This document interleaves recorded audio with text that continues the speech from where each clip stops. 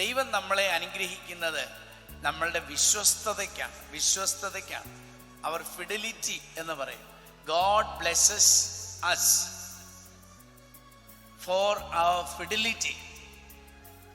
അപ്പോൾ ആ ഫിഡലിറ്റി എന്ന് പറയുന്ന, വിശ്വസ്തത എന്ന് പറയുന്നത് പ്രധാനപ്പെട്ടതാണ്. ഒരുപക്ഷെ ആരും കാണണമെന്നില്ല നമ്മൾ ചെയ്യുന്ന കാര്യം.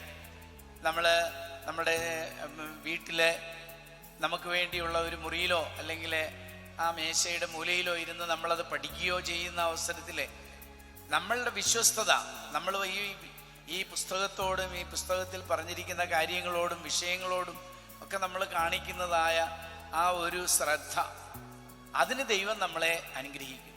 നമ്മൾ അവിടെ ഉഴപ്പിയാൽ, അത് സാരമില്ലെന്ന് വിചാരിച്ചാൽ പിന്നെ ദൈവത്തിന് നമ്മളെ സഹായിക്കാൻ പറ്റാതെ വരും.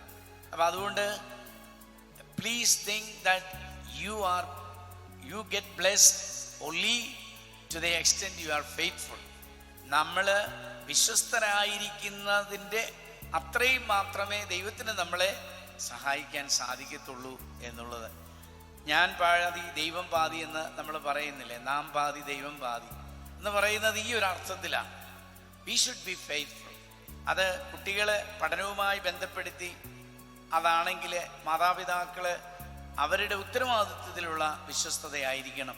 നമ്മുടെ കുഞ്ഞുങ്ങൾക്ക് വേണ്ടിയുള്ള നിങ്ങളുടെ സമയം കണ്ടെത്തലുകൾ, അവർക്ക് വേണ്ടിയുള്ള സമർപ്പണം എല്ലാം തന്നെ നമുക്കൊരു പുതിയ സമൂഹത്തെ രൂപപ്പെടുത്തിയെടുക്കുവാൻ നമുക്ക് ശ്രദ്ധിക്കാം. വളരെ കഴിവുള്ളതായ ഒരു സമൂഹമാണ് ഇന്നത്തെ ഈ തലമുറ. വളരെ നല്ല കഴിവുള്ള, പക്ഷേ അവർ വളരെ പെട്ടെന്ന് ക്ഷീണിച്ചു പോകുന്ന പോലെ എനിക്ക് തോന്നുന്നു. അവർ പെട്ടെന്ന് നിരാശരാകുന്നു എന്നെനിക്ക് തോന്നിപ്പോകുന്നു. അവർ ആഗ്രഹിക്കുന്നത് സാധിക്കാതെ വരുന്ന സാഹചര്യത്തിൽ അവർക്ക് എല്ലാം തീർന്നതുപോലെ തോന്നുകയാണ്.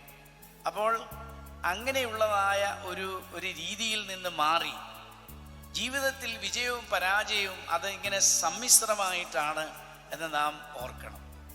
There can be failure, there can be success, but we have to work hard. അപ്പം നമ്മൾ നന്നായിട്ട് വർക്ക് ചെയ്താൽ, പരിശ്രമിച്ചാൽ ദൈവം നമ്മളെ അനുഗ്രഹിക്കും.